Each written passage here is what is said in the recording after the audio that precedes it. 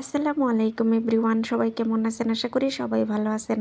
আজকে আমি খেজুরের গুড় এবং নারিকেলের পুর দিয়ে মজার একটা পিঠা বানাবো। তো এই জন্য প্রথমে আমি চুলায় একটা প্যান বসিয়ে দিয়ে তাতে খেজুরের গুড় এবং নারিকেল দিয়ে এভাবে নেড়ে চেড়ে পুরটা রেডি করে নিয়েছি। তারপর এখানে আমি চুলায় পাতিল বসিয়ে দিয়ে অল্প পরিমাণ পানি দিয়ে পরিমাণ মতো লবণ দিয়ে অল্প পরিমাণ চালের গুঁড়া এবং আটা দিয়ে পিঠার ডোটা তৈরি করে নিয়েছি। তারপর এখানে আমি ডো থেকে অল্প অল্প লিচি কেটে নিয়ে এভাবে রুটি বেলে একটা কুকি কাটার দিয়ে এভাবে কেটে সবগুলো পিঠা বানিয়ে নিয়েছি।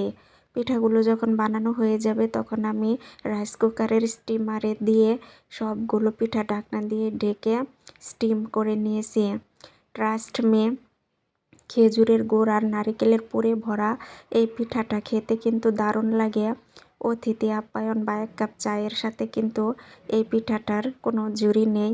আপনারাও বাসায় এভাবে বানিয়ে খেয়ে দেখতে পারেন, দুর্দান্ত স্বাদের হয়। তো চলে যাচ্ছি, দেখা হবে নেক্সট কোনো ভিডিওতে। সে পর্যন্ত সবাই ভালো থাকবেন, টাটা।